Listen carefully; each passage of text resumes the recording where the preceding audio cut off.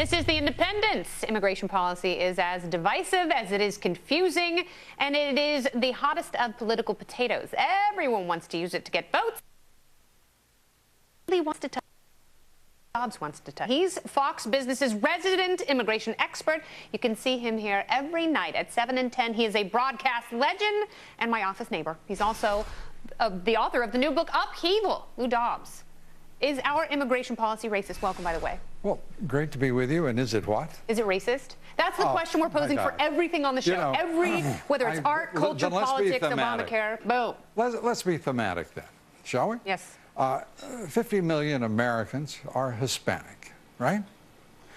Most of the illegal immigrants entering the country are Hispanic. If you are asking that we maintain the status quo, for example, in our immigration policy, you are embracing 50 million Hispanics, are you not? You are not repulsing 1 million. So I don't understand the confusion in otherwise bright, intelligent people in this country who get confused about racism. Embracing nativism in this country is embracing the most heterogeneous population of any society in the world. So how is that racist?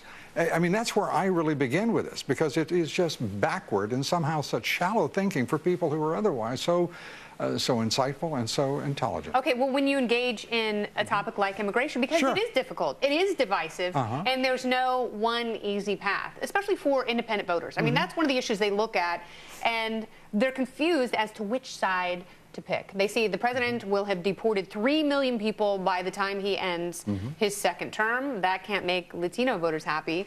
At the same time, like, if Latino does it voters create jobs? Is it what business wants? Yeah, but Kennedy, if Latino voters are perceived as being so monolithic and simple-minded as only to be single-issue voters or single-issue concerned citizens, I think that is patronizing and condescending, and then does border on racist in point of fact. But what if they because if that were inverted, what if they are asked questions and they answer overwhelmingly the same way? It's not racist to interpret polling data. I don't think it is, no. But I do think it is racist, if you will, and certainly racial, to push poll and construct utter shibboleths within the polling as if to treat them as one-dimensional, single-minded. Hispanic Americans are amongst the most committed to family values.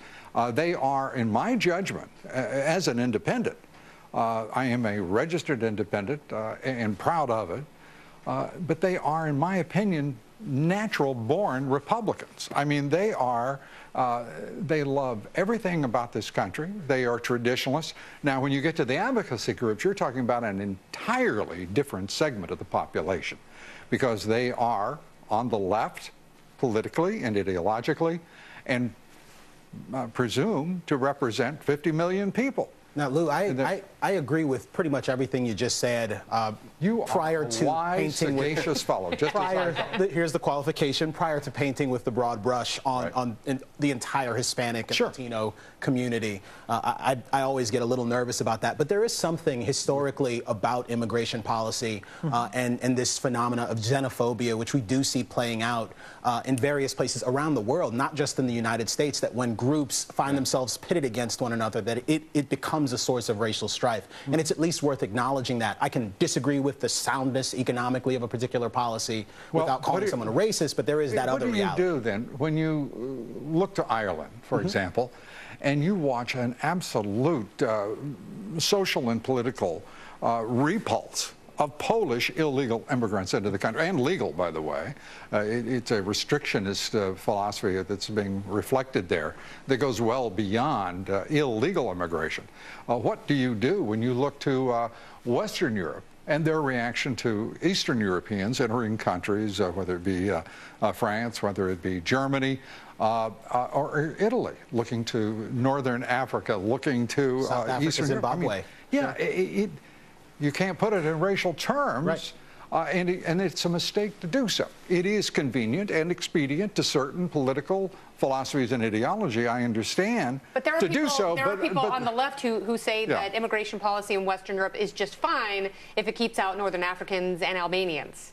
I mean, there are people who justify that, who consider themselves to be pretty there may be socialist. people who justify it, but that isn't worth our time because we're not going to deal with such people. The fact is that... my mom immigrated here from Romania and was called names as a kid. I mean, she had... What did they call her, Romanian? No, they called her a spick.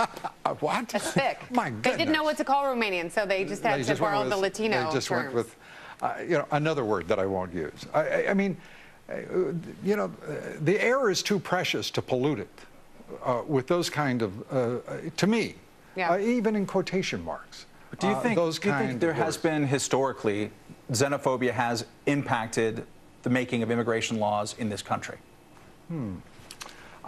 Let me say this to you. I don't understand the affection for dismissing those who would be concerned about illegal immigration by first relegating them to these little convenient boxes and, if you will, ideological bends. Xenophobe, racist. I mean, do we have any other group we would like to dispense with summarily before we engage in the merits of the discussion? That actually is coming up later. Lou, thank you so much. Please come back. I would be delighted to. We can talk about fashion. We can talk about technology, mathematics. You're that good. I may be that good, but it's so hidden to me. But thank you for revealing. You're amazing. Thank you, Lou. Thank you. Great to be with you. A disproportionate number of brown Americans are targeted and incarcerated in the ongoing war on drugs.